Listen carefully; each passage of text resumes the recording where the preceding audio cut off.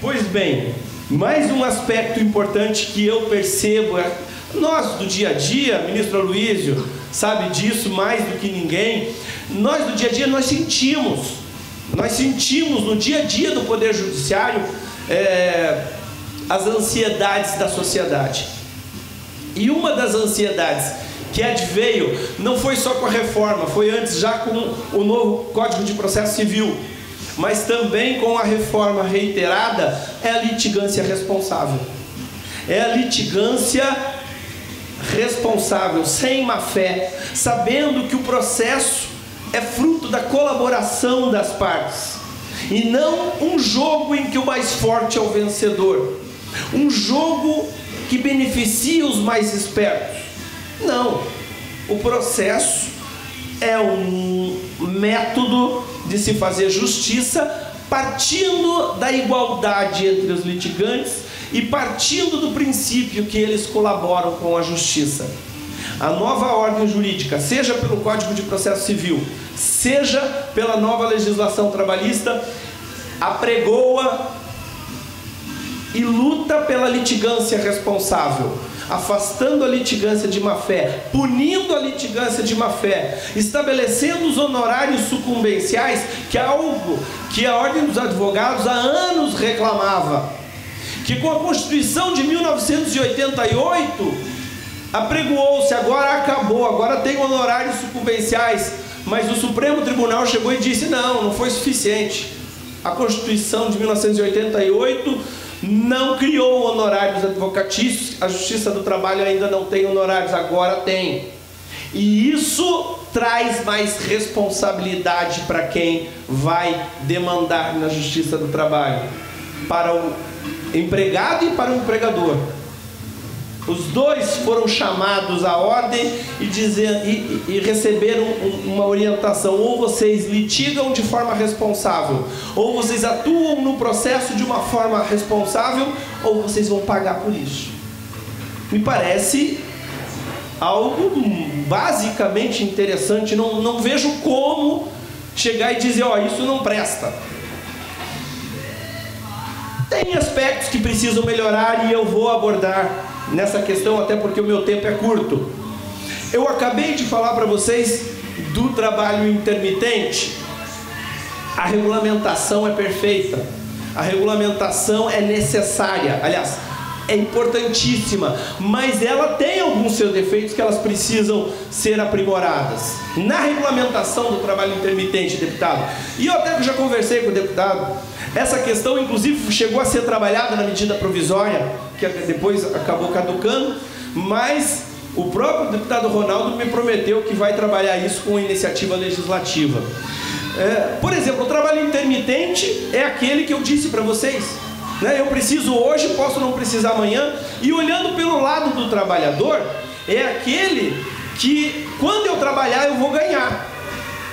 Então, deputado, veja, quando regulamenta o trabalho intermitente e prevê que a cada dia de trabalho ele receba proporcionalmente férias e 13º, perfeito.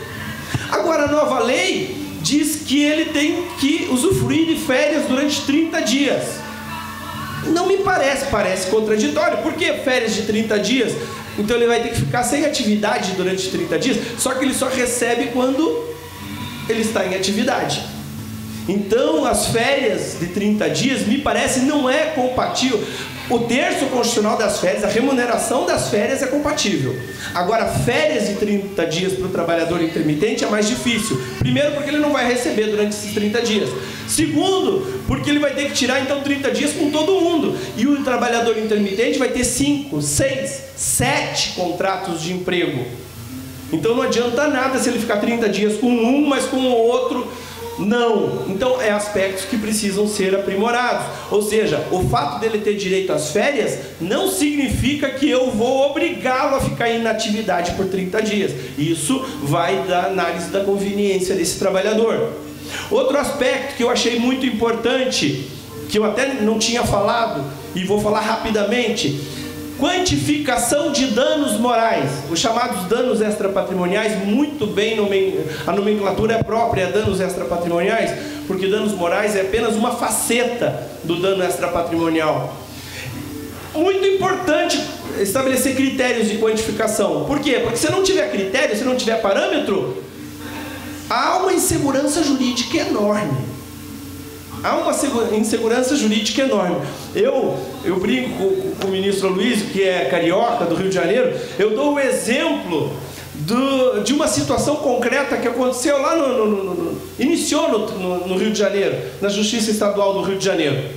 A revista Veja, fazendo um artigo a respeito do Lula, na época presidente, lá pelas tantas, acho que foi André Petri, o articulista, chega e diz assim: olha, parece até o Collor, aquele corrupto desvairado. Usou essa expressão, Collor, o corrupto desvairado. O Collor entrou com uma ação de indenização por danos morais contra a revista Veja.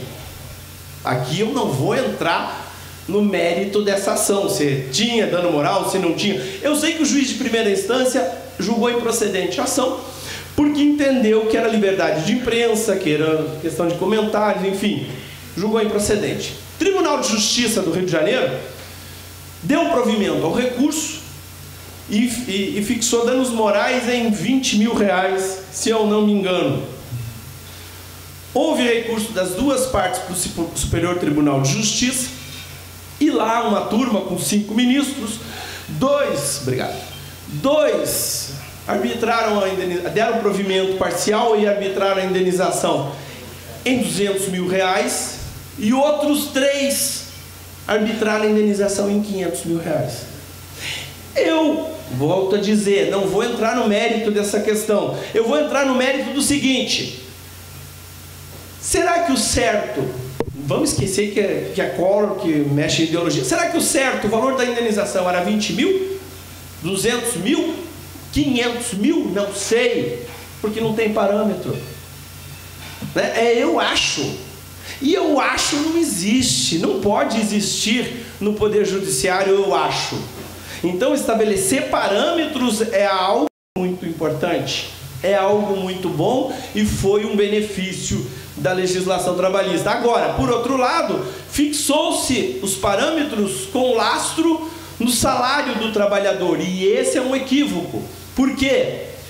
Porque a indenização por danos morais, na verdade, é uma indenização em razão do desrespeito à tua dignidade. E a tua dignidade não vale pelo quanto você ganha. Não importa se você ganha 100 mil ou 1000. Então não é medida cabível para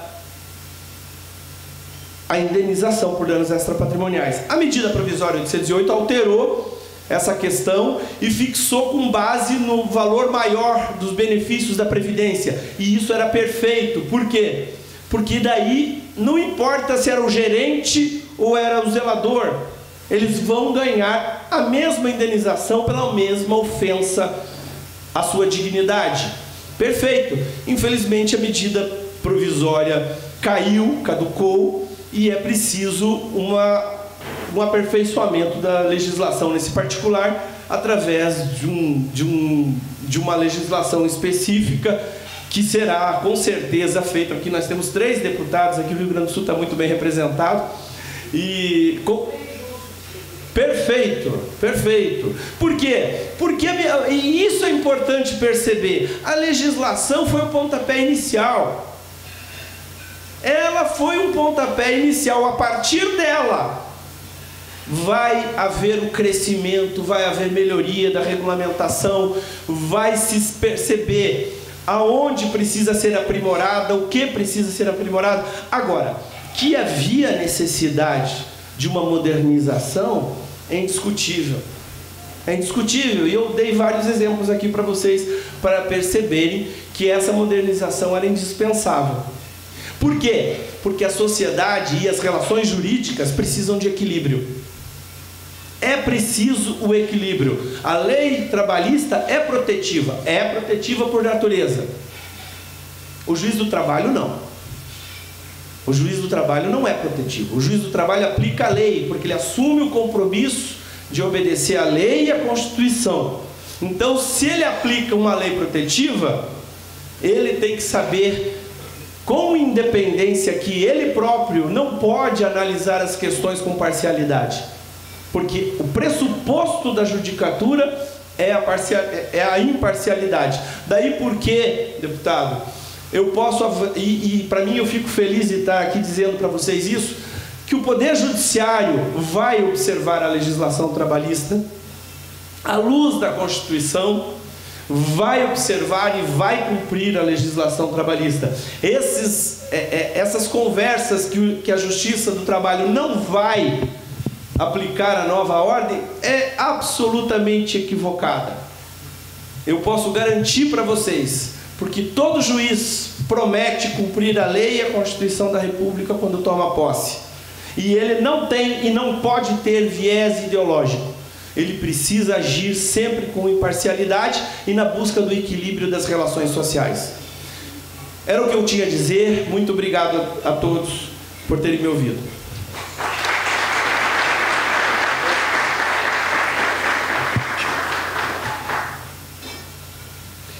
Muito obrigado, desembargador Amauri.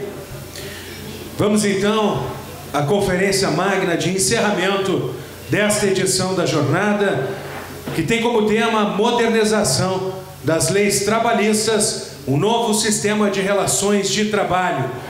Nosso conferencista é o ministro do Tribunal Superior do Trabalho, Aloísio Correia da Veiga, ele que é professor da Faculdade de Direito da Universidade Católica de Petrópolis, integra a Associação dos Magistrados do Trabalho da Primeira Região, a MATRA-1, tendo sido presidente da entidade.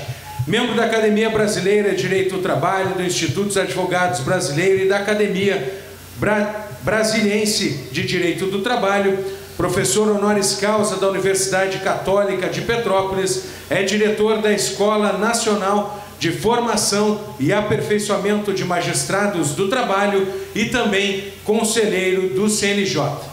Com a palavra, o senhor ministro Aloísio Correia da Veiga.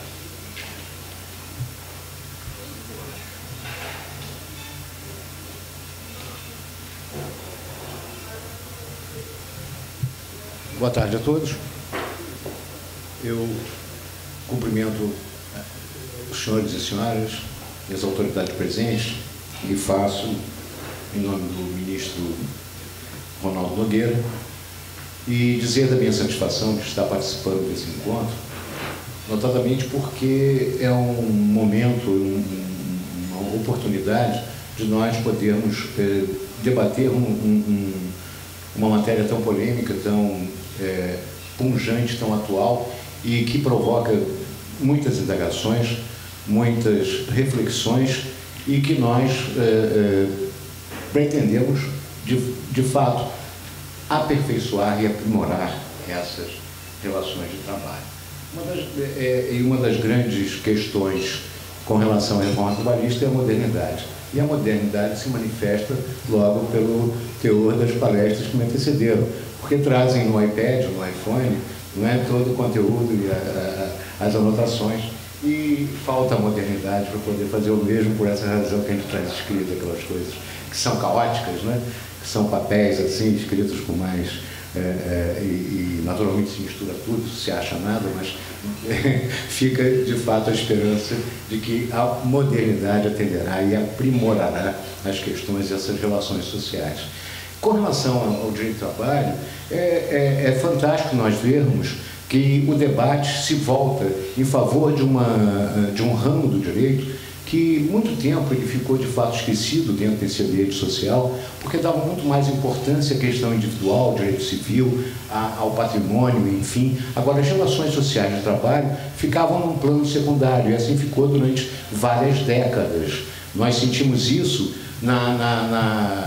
no limiar da vinda da legislação trabalhista na década de 40, trazida por Getúlio Vargas, mas inspirada no movimento social que vinha desde o final do século XIX, com uma possibilidade de trazer a mudança do paradigma no sentido de uma questão crucial na vida do homem, transformar o ter em ser. E essa transformação do ter, que era naturalmente a vocação do início do século, sobretudo pelas legislações então vigentes, o direito civil, o individualismo, de direito civil que se limitava ou cuidava, na maior parte da sua regulamentação, a questão do patrimônio e da sucessão. Com relação ao aspecto da valorização do homem como ser homem, não é?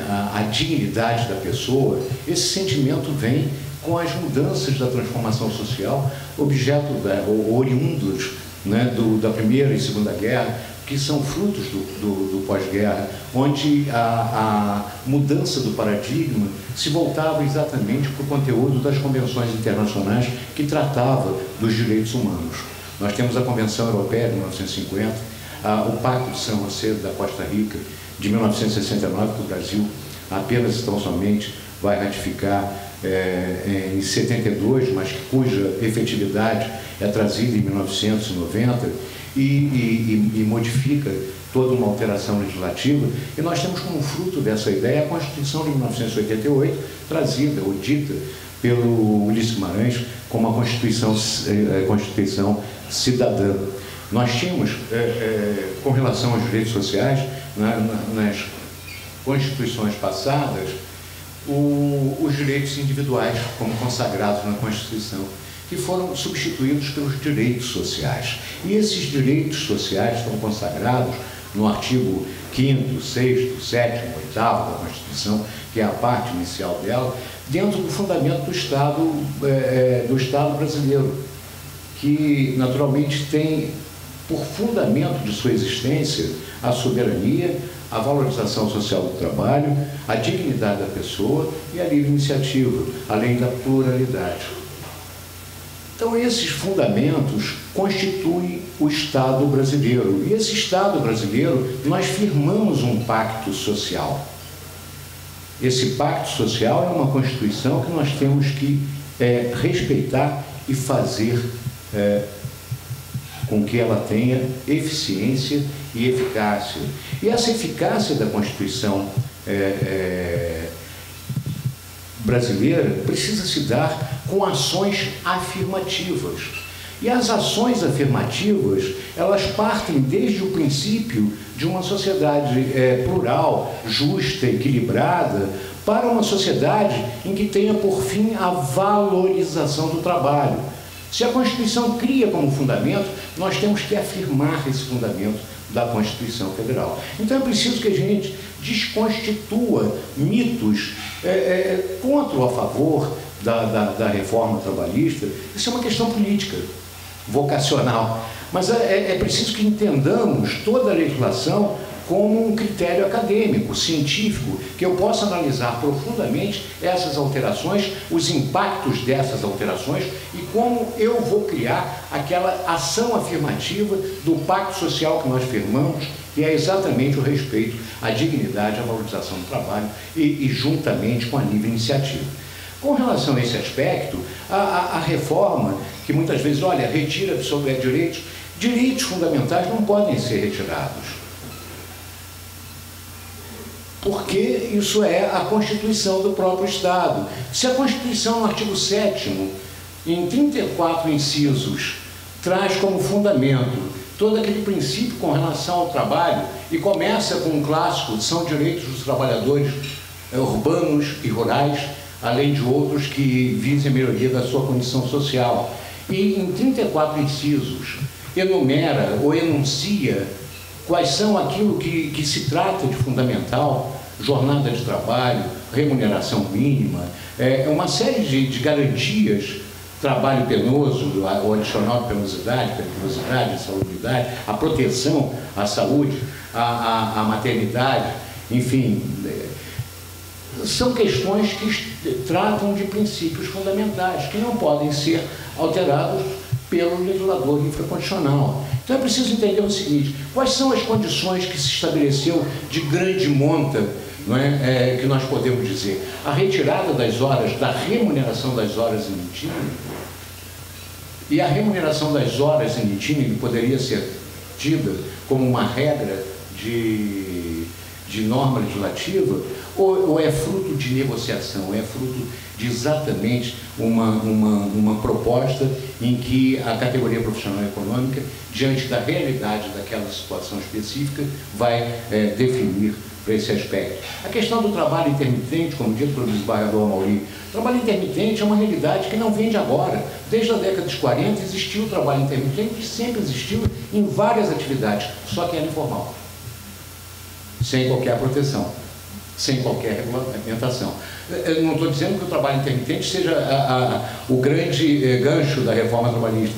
Na realidade, a própria exposição de motivos da reforma, ela traz como inspiração do trabalho intermitente o modelo português e espanhol, que tem uma característica diferente, não é? Embora também fruto de uma realidade ou de uma alteração legislativa, tanto na França quanto em Portugal e também na Itália, fruto de uma realidade, uma crise econômica em que motivou naturalmente a adoção de mecanismos de sustentabilidade por causa de uma coisa chamada abundância de mão de obra e um enrijecimento da atividade econômica.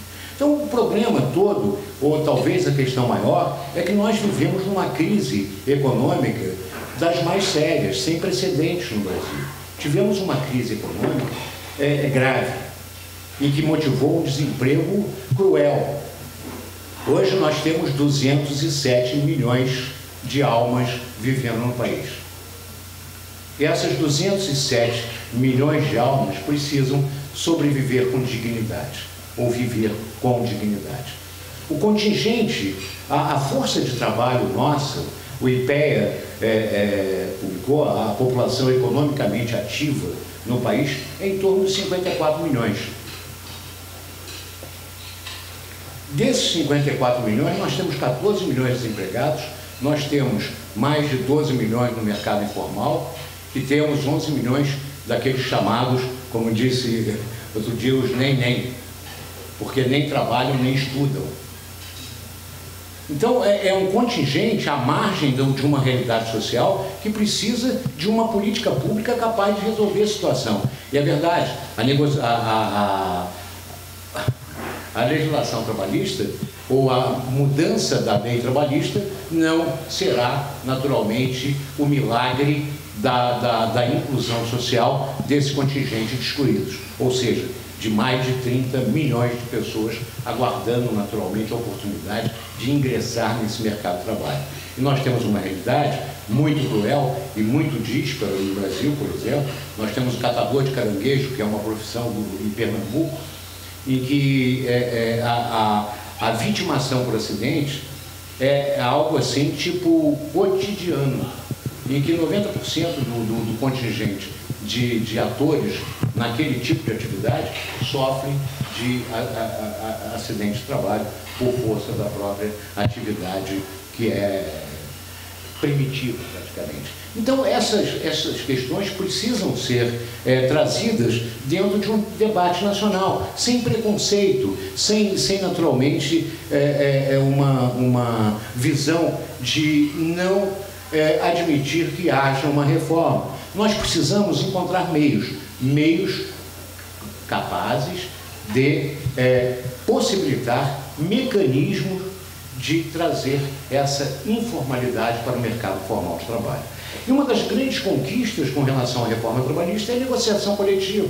E dizer, a negociação coletiva, ela está sendo trazida agora como uma grande novidade. Ao contrário, desde o início da própria relação trabalhista como norma legal constituída, a negociação coletiva era o fundamento da própria estrutura, tanto que é a estrutura sindical, que era a estrutura de qualquer tipo de alteração das condições de trabalho, através do direito coletivo do trabalho, como sendo um dos apanágios da própria modernidade na ocasião da legislação trabalhista, que rompia com todos os paradigmas da legislação comum e trazia uma novidade incrível, que era exatamente o direito coletivo como um vetor capaz e legítimo de dar as melhores condições de trabalho. Então, com relação ao objetivo da reforma trabalhista, em primeiro lugar, é incentivar a negociação coletiva e atualizar esse mecanismo de combate à informalidade. E para que isso aconteça, é necessário que se desenvolva a cultura da negociação coletiva, porque nós temos uma realidade altamente diferenciada com relação ao aspecto cultura da negociação coletiva. O Brasil sempre foi um depositário das conquistas trazidas pelo Estado. O Estado vinha e decidia, por norma legal, aquilo que seria o fundamento de uma sociedade, jamais deixando para os atores sociais desenvolver esse tipo de atividade.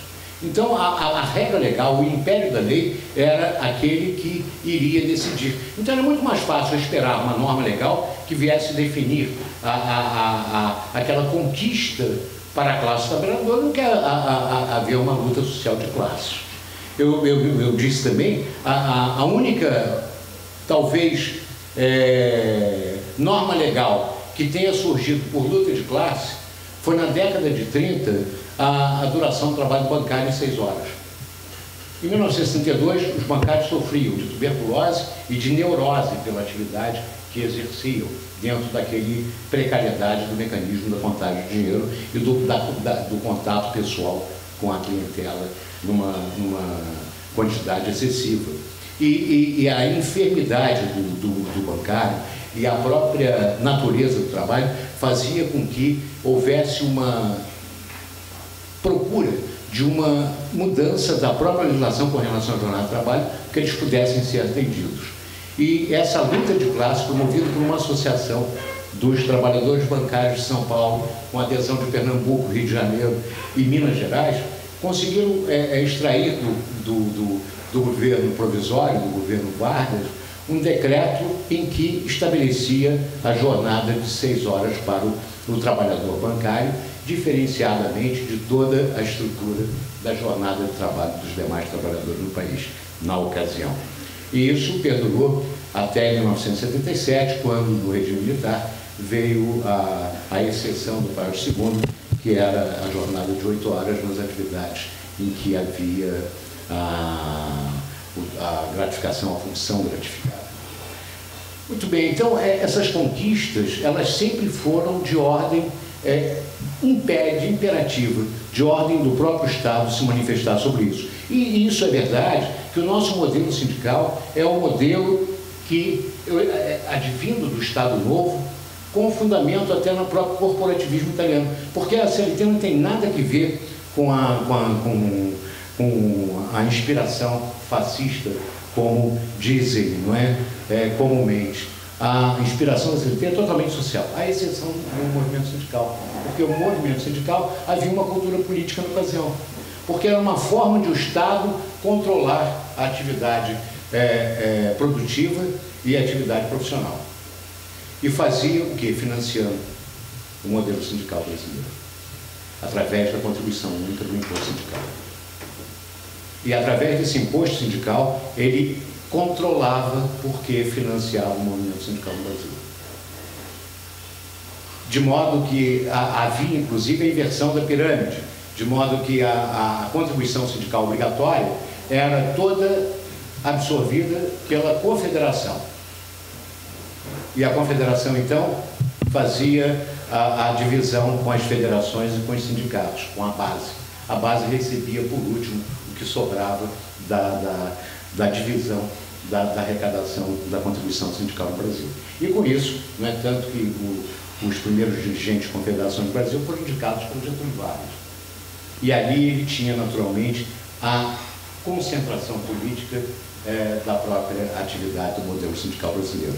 E isso fez com que nós tivéssemos o comportamento de uma sociedade, de uma estrutura sindical que não precisa e nem nunca precisou de associado, né? Porque o dinheiro entrava de qualquer maneira. E associado realmente dá trabalho, né? Associado reivindica, associado quer, né, votar, quer ser votado, quer participar da Assembleia, né? Quer reivindicar direitos, né? É um problema realmente. Então, o modelo sindical brasileiro não precisa disso. E as assembleias que nós víamos na pauta de reivindicações de diversas categorias, pegava a pauta da Assembleia que teria decidido por aquilo, era um número ínfimo em relação à categoria.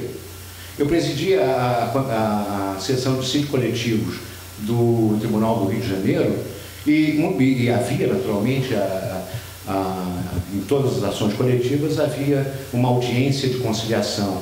E quando se pegava a pauta de reivindicações, dizia, olha, qual a legitimidade que tem aqui para decidir sobre toda uma categoria que tem 100 mil, 200 mil integrantes com 120 que compareceram à Assembleia. Quer dizer, então havia uma pobreza na representação porque não havia representatividade. Então é preciso que se mude a representatividade para dar validade, dar rigidez também à pauta de reivindicações e à convenção coletiva que daí surgiu. Porque a negociação coletiva está na CLT desde a sua origem, que é obrigatória e não se pode recusar a negociação coletiva. Porque, na realidade, um dos maiores crimes contra a Organização Internacional do Trabalho, chamada de práticas antissindicais, é a recusa da negociação coletiva. É preciso sentar e negociar. Sentar e negociar há um crescimento de atividade, um crescimento de conquistas, um aperfeiçoamento de relações entre capital e trabalho. É da negociação que surge a primazia de uma sociedade que tem como fundamento a solidariedade e a justiça. E com essa estrutura de negociação, a reforma traz e corta aquele financiamento do Estado. Ou seja, ele diz, olha, a contribuição sindical é facultativa. O empregado pode se recusar. E isso mudou a zona de conforto. Totalmente. Isso é uma questão pessoal, até uma opinião pessoal, não sei se muito, com muita autoridade, mas, na realidade, achava que tinha que ter uma modulação. Olha aqui, vamos modular esse efeito, daqui a um ano vocês vai ser facultativo, e nesse período vocês se adaptem. Aperfeiçoem aí o modelo da estrutura, desse modelo anacrônico do sindicato, fundado no corporativismo da década de 40, vocês vão modificar no sentido de uma corporação associativa em que haja uma FEC-sociedade. Eu tenho que atrair a classe trabalhadora e a classe empresarial também, porque o empresário ele precisa ter sintonia com um sindicato forte. Se ele tiver um sindicato forte, ele tem como negociar também. Porque nós víamos, e a experiência dessas audiências de coletivas, era que o empresário ele se fazia representar pelo chefe pessoal, que tinha sua autonomia restrita e não podia sair daquele ajuste que ele já vinha previamente trazido. Então, a frustração da negociação coletiva era praticamente uma regra. E o sindicato profissional vinha com o presidente do sindicato que não tinha nada que ver, ele já tinha abandonado a categoria há 500 anos atrás, porque ele já estava afastado do ponto e não tinha a menor afinidade com a própria categoria. Tanto se é verdade, o Sindicato dos Comerciários do Rio de Janeiro, né, o presidente já era centenário, quando ele estava já com muitos anos, 150 mais ou menos, ele foi substituído pelo filho, que já tinha 80. E quando ele chegou aos 130, ele passou para o neto, com todos os exageros aí da idade, e a única afinidade que o neto tinha com o comerciário era uma empresa de táxi aéreo que tinha herdado da família. Então, quer dizer, então ia negociar cláusulas e condições de melhoria sociais. Quem nunca foi a um comércio na vida?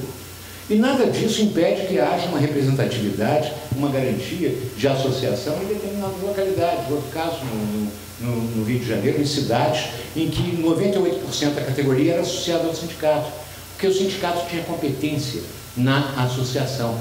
Quer dizer, havia uma afinidade. Né? Houve sindicato, né, em que criou-se centro odontológico, centro médico, não vou dizer cancha de bocha, mas, porque não tem muito lá, né? Mas atividades sociais, recreativas, em que naturalmente fazia com que a categoria tinha para onde ir no fim de semana.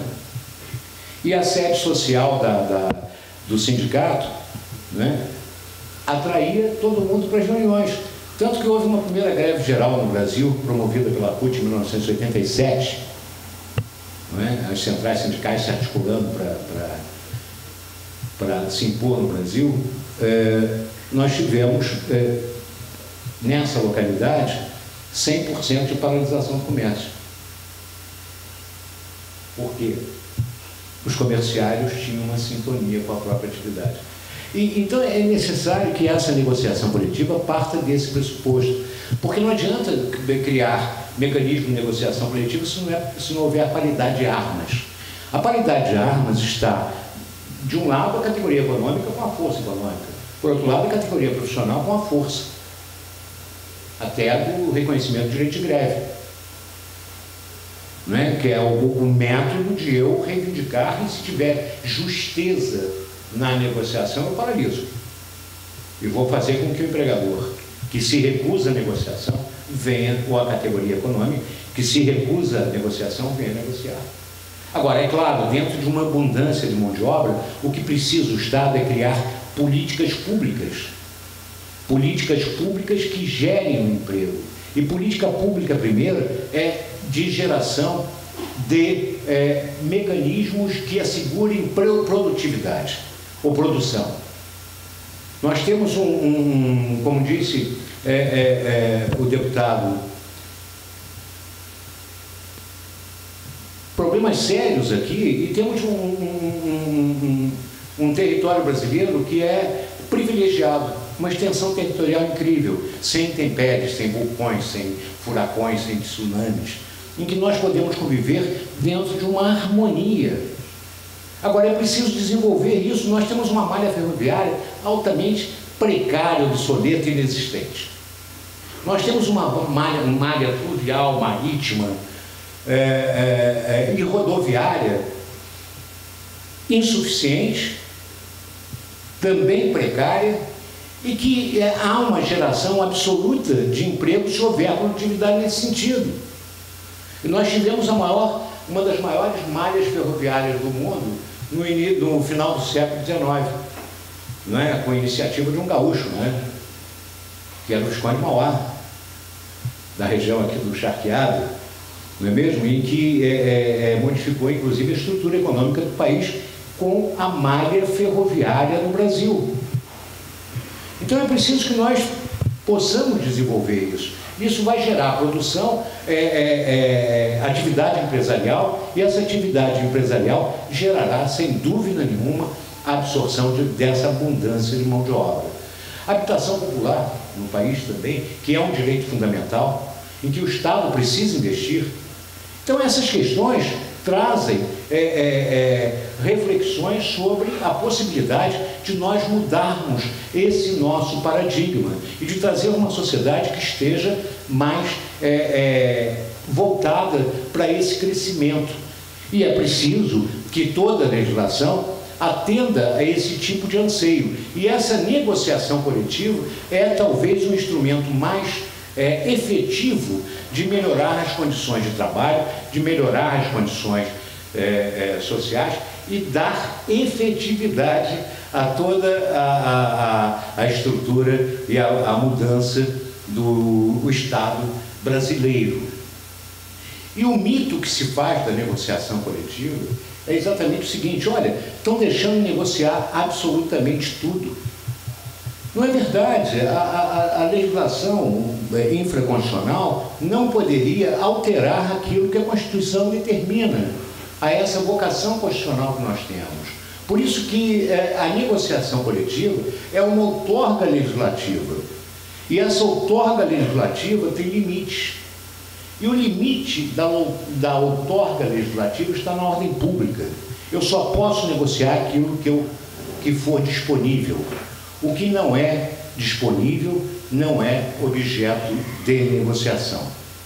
Só pode ser negociado aquilo que for direito disponível. E isso a própria reforma legislativa traz como conteúdo, porque ela admite no artigo 611-A e enuncia quais são aquilo que é passível de negociar entre categoria profissional e econômica. O que pode ser objeto da negociação? E traz no artigo 611b o limite da outorga legislativa, que é exatamente os direitos indisponíveis, aquilo que não pode ser negociado. Porque essa regra é tão primitiva, é tão histórica, que ela vem do corpus juris civilis. No início da civilização, na civilização, quando o Estado se organiza, diz, olha, o Estado tem princípios de ordem pública. O princípio de ordem pública encerra a natureza do Estado. Encerrando a natureza do Estado, não pode ser objeto de negociação. Até um brocardo, não é, que está no digesto do corpus juris civilis, de Papiniano, que diz, e os públicos privatorum pactis mutare non potest. Ou seja, aquilo que a ordem pública, legal, a ordem pública não pode ser alterada por uma coisa chamada vontade das partes. E houve o respeito da reforma trabalhista.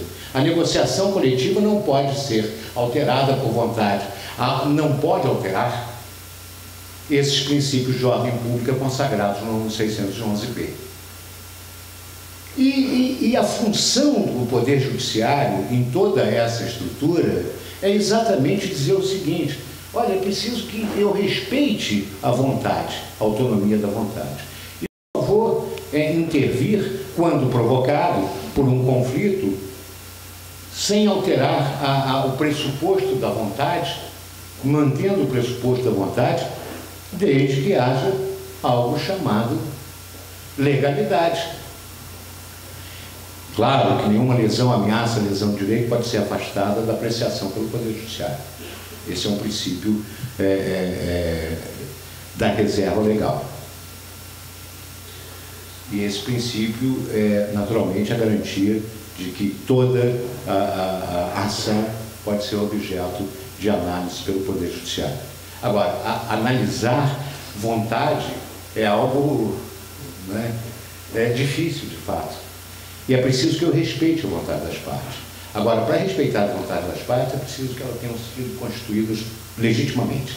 O artigo 8º, parágrafo 3º da reforma, diz, olha, na análise da convenção coletiva, o judiciário deve observar os elementos essenciais do negócio jurídico, previsto no artigo 104 do Código Civil. Esses elementos essenciais do negócio jurídico, sabemos, objeto, capacidade e forma. E, naturalmente, quis a reforma limitar isso. Mas essa limitação é indicativa. Olha, você vai analisar sem entrar no conteúdo da vontade, tem que respeitar a vontade. Mas eu não posso deixar de analisar outros elementos. E nem isso pode ser subtraído do Poder Judiciário, que são os elementos do negócio jurídico também, que é o erro, dolo, coação, simulação e fraude e lesão. Então, não posso validar um negócio jurídico, uma convenção coletiva fundada em coação e simulação com vício do negócio, com o negócio sendo viciado. Então, a apreciação do Poder Judiciário é uma apreciação legítima dentro daquilo que for estabelecido entre as partes, sem, naturalmente, intervir na vontade. Porque aconteceu, e isso daí permeou muito tempo na nossa realidade, foi uma história de... as partes negociavam coletivamente e o Ministério Público, em seguida, entrava com uma ação anulatória para desconstituir uma cláusula ajustada, porque nociva. E, em boa hora, e essa é uma grande avanço da reforma, dizer o seguinte, olha, se entrar com ação anulatória, chama o sindicato aqui. Chama os 2 sindicatos que atuaram aqui, que fizeram a vontade, para explicar aqui, para participar obrigatoriamente do processo.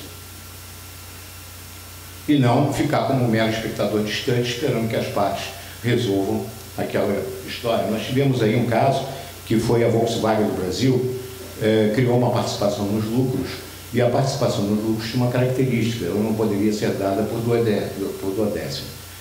A lei ordinária proibia que a participação nos lucros fosse estabelecida por duodécimo. Se estabelecida por duodécimo, era remuneração, era salário, por isso que integrava a remuneração do empregado. E a Volkswagen do Brasil fez uma convenção coletiva porque não podia, e a questão, a justificativa, é que não podia ter dado uma participação naquele valor se fosse dada de uma só vez ou dada em 2 vezes. Por isso que resolveram dividir em 12 vezes com essas fundamentações. Muito bem, ajustaram e passaram a receber a participação nos lucros daquela maneira, como participação nos lucros, porque se paga de uma só vez, haveria um desequilíbrio econômico da própria empresa. E então, em seguida, o Ministério Público entra com uma ação anulatória, dizendo, olha aqui, ó, isso tudo é remuneração, é nula essa cláusula. Muito bem. E os empregados que se desligavam da empresa entravam com reclamações trabalhistas, pretendendo a integração daqueles valores à sua remuneração, porque descumpriu a lei que entendia que não poderia ser dividido em duodécimo a participação nos lucros. E isso perdurou durante diversos e muito tempo a discussão e o conflito sobre essa cláusula de negociação coletiva, a terminar, por fim, o Tribunal Superior do Trabalho se manifestando nesse sentido de entender que naquele caso era válido em face da especificidade do próprio duodécimo. Mas isso durou 15 anos de um conflito social que não tinha mais fim. Então, essas questões, é preciso entender o seguinte, negociação coletiva não significa tirar direitos, ao contrário, aquilo que é direito público, aquilo que é ordem pública não pode ser retirado. E a questão da flexibilização também não é nada de novo nessa história. A grande flexibilização do direito brasileiro foi a Lei 5.107 de 1966. Até então, o emprego era estável, em que havia inibição da dispensa arbitrária sem justa causa. Em 1966, norma legal vem e cria o Fundo de Garantia por Tempo de Serviço, alterando todo o paradigma para que se pudesse haver a rescisão do contrato de trabalho e torná-lo instável nesse país. E isso, naturalmente, foi uma das grandes flexibilizações da norma legal brasileira, que, naturalmente, proporcionou, na ocasião, muito desemprego numa geração de pessoas que já estavam no ocaso da própria vida, criando uma instabilidade social muito grande naquela época. Então não há nenhuma novidade com relação à flexibilização. E com relação à prevalência do negociado sobre o legislado, também existe sobre isso. O Supremo Tribunal, antes da vigência da 13467, julgou e decidiu 2 casos relevantes. Um deles foi o BESC, o caso BESC, em que entendeu que o plano de demissão voluntária aderido pelo empregado com quitação geral do contrato de trabalho extinto era válido e prevalecia sobre o parágrafo 2º do artigo 477 da CLT, que limitava a quitação aos valores recebidos. Logo, a prevalência do negociado pelo legislado, consagrada pelo próprio Supremo Tribunal Federal. Em outro caso também, o ministro Zavascki entendeu por validar uma cláusula coletiva, ou cláusula coletiva, em que havia uma negociação, em que havia contrapartida de modo a retirar determinados direitos ou transferir determinados direitos. Com relação a horas em time, especificamente, da usina Olhos d'Água, em que retirou as horas em time para consagrar em contrapartida outros direitos que seriam melhores para o próprio empregado. Então, essa matéria já vinha sido discutida e apreciada pelo Poder Judiciário, claro, com um conflito absoluto de interpretações, mas terminando por o Supremo Tribunal validar. De modo que existe a prevalência do negócio negociado sobre o legislado já há alguns anos, já há muito tempo. Apenas, então, somente que há limite nesse negociado sobre o legislado. E, como disse, o limite do negociado sobre o legislado, a própria lei reconhece que é a ordem pública. E essa não pode ser contrariada. Então, é verdade. É preciso que nós tenhamos mecanismos de proporcionar mudanças. A reforma trabalhista é um dos mecanismos, não é o único.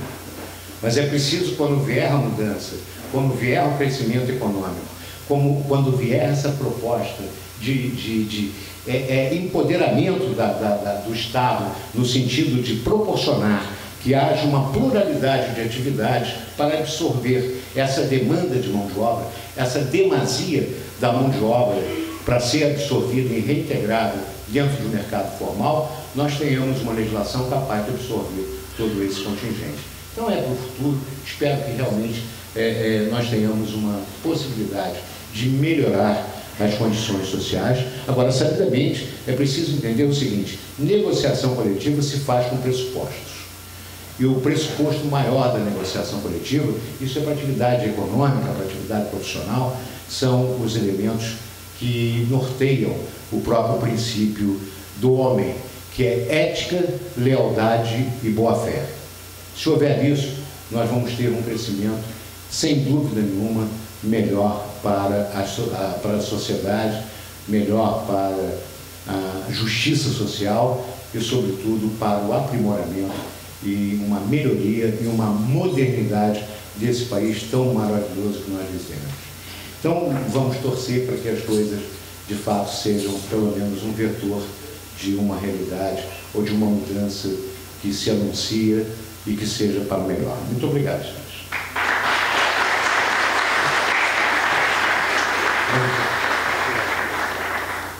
Tudo que se planta cresce, o que mais floresce é o amor. É o meu Rio Grande do Sul, céu, sol, sul, terra e cor, onde tudo que se planta cresce, o que mais floresce é o amor. Onde tudo que se planta cresce, o que mais floresce